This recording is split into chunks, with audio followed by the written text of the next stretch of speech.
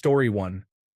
Losing my mind and still being aware of it, like knowing you are slipping but being powerless to stop it. That idea really sticks with me. Story 2. Grizzly bears. I grew up in Montana. Every year, someone is attacked by a grizzly bear, and it still happens. Story 3. Osteoporosis. There was a commercial years ago with an elderly woman getting off a train. She was frail and hunched over because she had osteoporosis. I do not want to be a frail elderly woman. I am okay with being an elderly woman, but I am aiming to be a strong elderly woman. Story 4. Pregnancy and childbirth. Having someone very close to me die from childbirth at a young age has scared me for life. It was an easily avoidable death that led to a medical malpractice lawsuit. Then discovering that a hospital worker did terrible things to her deceased body made me terrified of death and my own mortality as well. Pregnancy is the hardest because I want nothing more than to be a mother. Story 5. Being buried alive, confined in a small space like a coffin with no ability to escape, and running out of air. Story 6. Death. Not because I am afraid to die, but because I am afraid to leave behind the person I love so much. Story 7. Becoming incapacitated. I am a single parent with no real family support. I live in constant fear of what could happen to my children if I developed cancer or died in an accident. Story 8. Society is becoming more ignorant. Uninformed individuals have wide-reaching platforms like never before, and naive people believe the nonsense and then support them. Story 9. Dying but not death. Dying painfully. My daughter being kidnapped and harmed. Car accident. Airplane accident.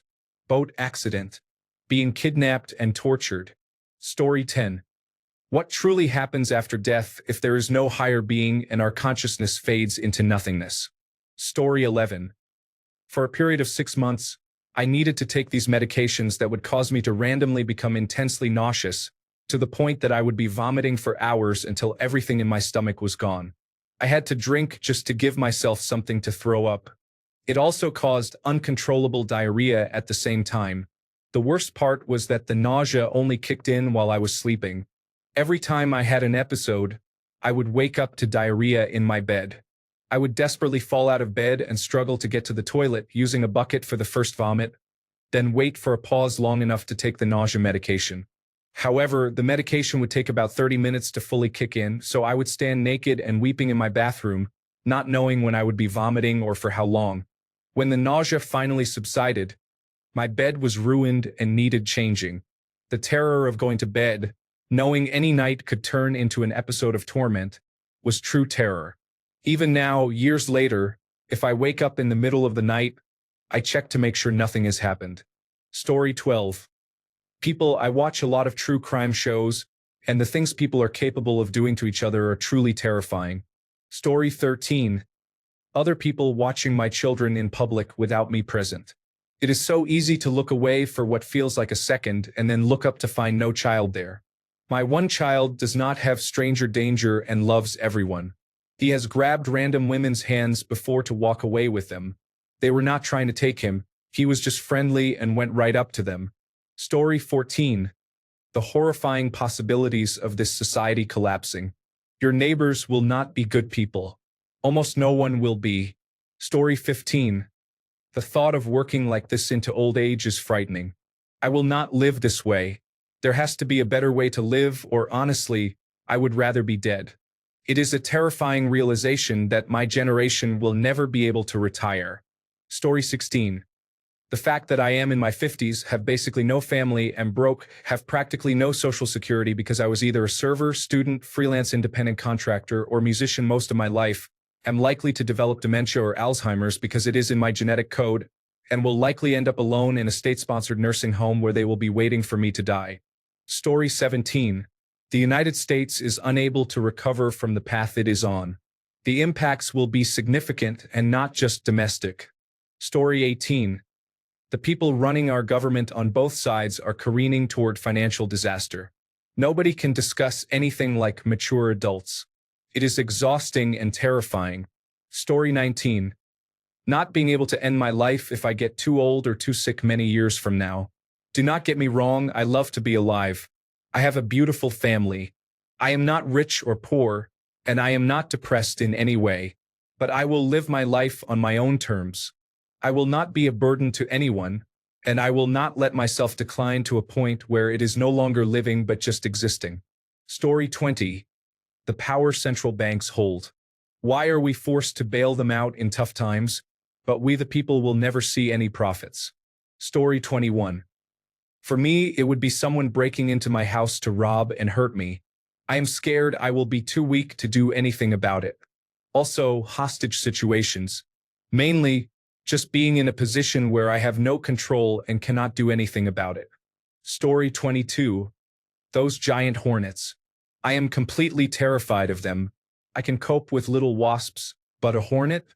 I will whimper, scream, or cry. I have had nightmares about them flying onto me. Cannot stand them. Why do some things have to exist? I think I would rather face a full-grown tiger than a swarm of hornets. Story 23. Anything bad happening to my daughters worries me greatly. Especially now that they are young women, I am constantly concerned about something happening to them. As a father, I want to be their absolute protector, but I know it is not realistic to be with them at all times. They are both in college, and it worries me every day. Story 24. The idea that my child will be born with a mental disorder. My wife is not pregnant yet, but this gives me suicidal thoughts. I would be there throughout the entire journey, but I would be miserable or dead inside. Story 25. My cancer is coming back. I mean, regular health anxiety can be pretty bad, but when it could be cancer, it is actually a reasonable concern. Yes. Story 26. Losing my husband. The idea of him dying before me can cause literal panic attacks. I have spent more of my life with him than without. Story 27. More than half of the voters believe Donald Trump and Make America Great Again is the way forward for the United States of America. Story 28. The woman who keeps sending me threats knows where I live. I feel shaken even thinking about it. A man I gave a chance to for the millionth time apparently never ended things with a toxic woman. She emailed me at work and through LinkedIn until I agreed to meet her. I thought it was over. I didn't see the man or message him again, which is what I told her would happen. Now I'm receiving threats, and I think they are both laughing together at how miserable they are making me. I feel like I always have to watch my back, and I fear for my life and my family's. Story 29. The war. I live in Germany.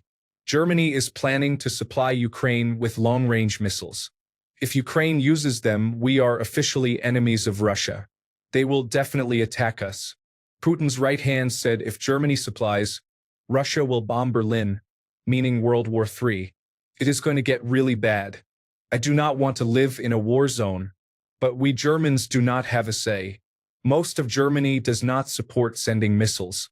We want no part in this war. Story 30. The prospect of a major natural disaster in a United States blue state before January 20th, 2029. Story 31. At age 35, no matter how hard I try, I will stop improving at most things and will gradually regress in ability and competency. Essentially, I will reach a point soon where every day I am a worse version of myself. Story 32. Bridges. Small ones are okay, but large bridges terrify me. I started having a recurring dream when I was young about driving over a local large bridge that breaks while I am on it. Story 33. Alzheimer's disease and dementia. I would throw myself off a cliff before I let myself fade away from either of those. Story 34.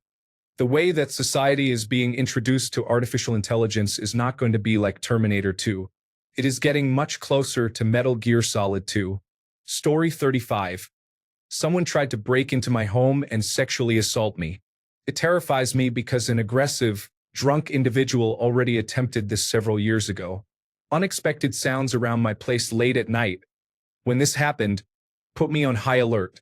I hate having to be so hypervigilant when I should be able to relax at home. Story 36. 1. Dementia. I have seen what it does to a person, and they are generally stuck in their private, painful loops. An open door to a dark cellar. I am not sure why, but it really frightens me deeply. When I was a young teenager, My friend's aunt went missing. She only left to buy milk and was never seen again, leaving 3 children behind. Nearly 25 years later, no trace of her has been found. I would dread that happening to any of my loved ones or myself. Story 37. Drowning.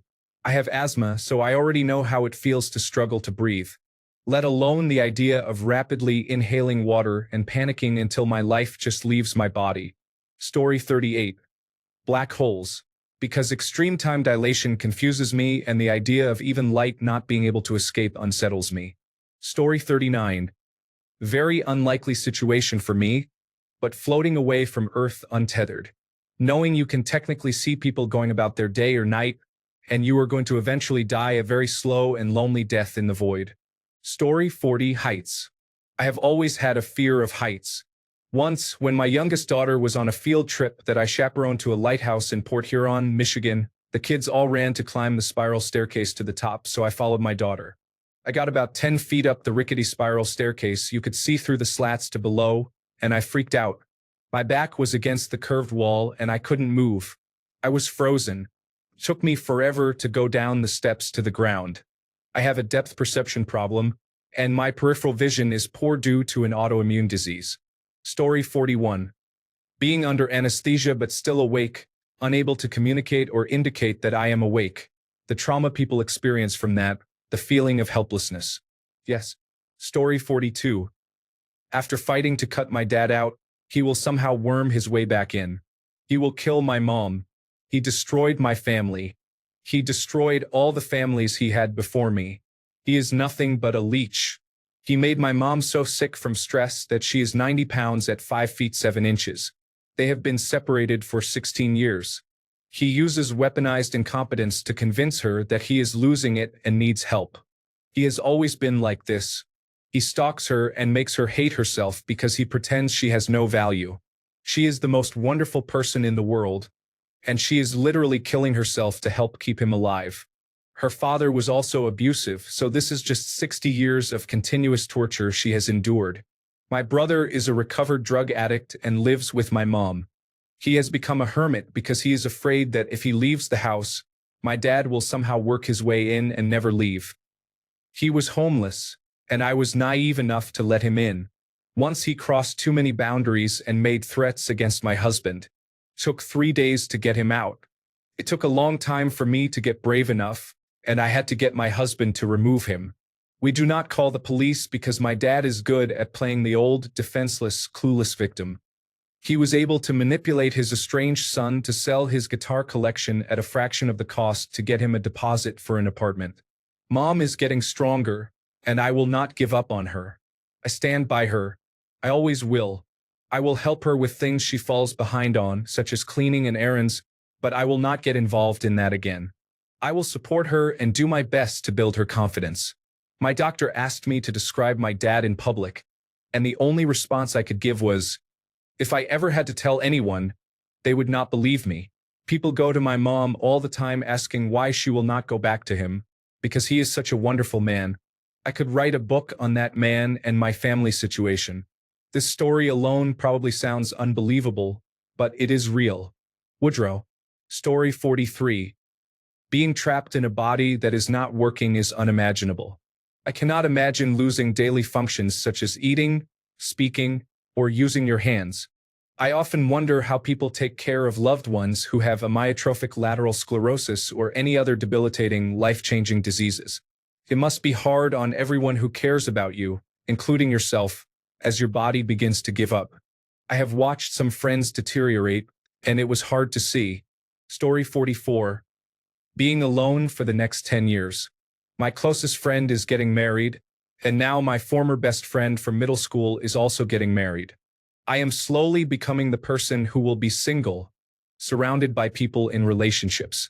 Story 45. Centipedes and millipedes. We had one at my mom's place a while back, and it scared me senseless. I stomped on it 3 times, but it didn't die. My mom had to cut its head off to kill it. I am not more afraid of them than spiders. Story 46. Seeing my mom basically lose her capability to think clearly. Alzheimer's disease and dementia run in my family. My mom is my idea of perfect, and she always will be. I see her shaking and trembling because of a state of confusion. Sometimes she regains her logical reasoning, but not fully. My dad cried so hard a few days ago, I literally thought he was having a severe nervous breakdown. I still think he did.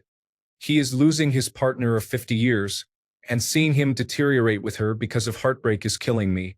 Story 47. That is one of the scariest things to imagine. Being aware you are losing your mind but unable to stop it. Truly terrifying. Story 48. Torture. Imagine being completely helpless to escape horrible, debilitating pain unlike anything you have ever felt before. That is terrifying, especially the helplessness. Story 49. Chemotherapy is the one thing that really terrifies me. It seems worse than death, to poison yourself, lose your appetite, be utterly exhausted, and in pain all the time. That is just not for me. The thought of not even being able to take my dog for a short walk breaks my heart. I had cancer and chose to take a gamble by opting for surgery and monitoring instead of the recommended chemotherapy. So far, I have been lucky. Story 50. Car crashes can be either harmless or cause severe injuries. If I were ever involved in a very bad car crash, I sometimes think that I would rather not endure the pain.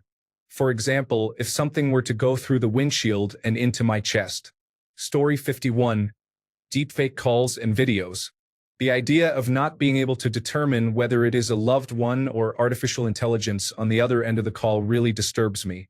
I am also genuinely terrified of certain dogs due to a bad experience as a child that I have never been able to fully overcome.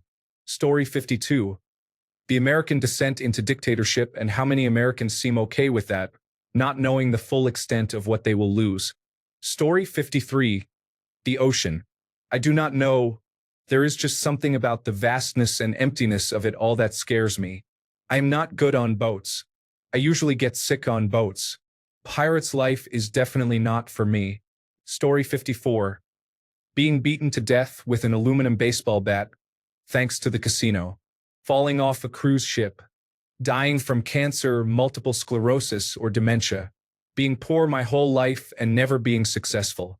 Story 55. Locked-in syndrome occurs when an accident or an infection damages the brain, resulting in the inability to move or speak while remaining fully aware of everything happening. If placed in a care facility, the treatment a person receives can vary greatly. Unfortunately, there are cases where staff abuse patients, sometimes resulting in pregnancy. This situation becomes even more complicated in regions where abortion is illegal, forcing individuals to carry pregnancies to term even if they are brain dead, as in the case of Adriana Smith. Families may also face financial burdens related to such care. The name locked-in syndrome aptly describes the condition, as it is difficult to imagine being fully conscious yet trapped within one's own body. Story 56. Wasps, always wasps. Evil insects. Having a picnic, drinking a pint in the pub garden, sitting at home with the windows open, riding a bike. A wasp is guaranteed to ruin your lovely day. Story 57. Nuclear weapons. It is incredible that missiles can detonate within 15 minutes on the order of a single individual.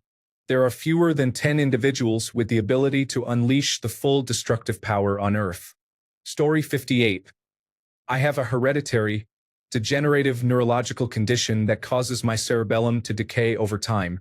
In effect, I will slowly revert to having the body control of an infant. I'm 35 now. My father's symptoms did not become worrisome until his 50s. He is 61 now and requires a walker to get around. When my grandfather died at 71, he was completely reliant on my grandmother to do anything more than brush his teeth, which he struggled with. I recently learned that my grandfather had tried to kill himself twice before the disease took him. Previously, I thought his close encounters with death were accidents. In his case, the disease was not recognized until 1993, and the genetic factor was only discovered in the last 10 to 15 years. There are a few promising treatments to slow the progression, but none are approved by the Food and Drug Administration yet. I am not sure if it will ever be curable. I am not the only one in my family with the disease. My sister's symptoms are far worse than mine. My brother thinks he might have it. Several cousins have it. Extended family members I do not know have it. What scares me the most is that I am single. At least my grandfather had my grandmother, my father has my mother, and my sister has her husband. I am not most scared of having the disease alone. The worst part is that I feel like I should be alone because I do not want to bring a wife into this horrible disease. I cannot be a father. I refuse to pass this along, and I am not sure if in vitro fertilization will be an option. No partner could possibly know what they are committing to by choosing to be with me, so I feel deflated and have basically checked out of dating altogether. Thanks a bunch for sticking around till the end of the video. Remember to subscribe, and until next time, stay awesome and goodbye.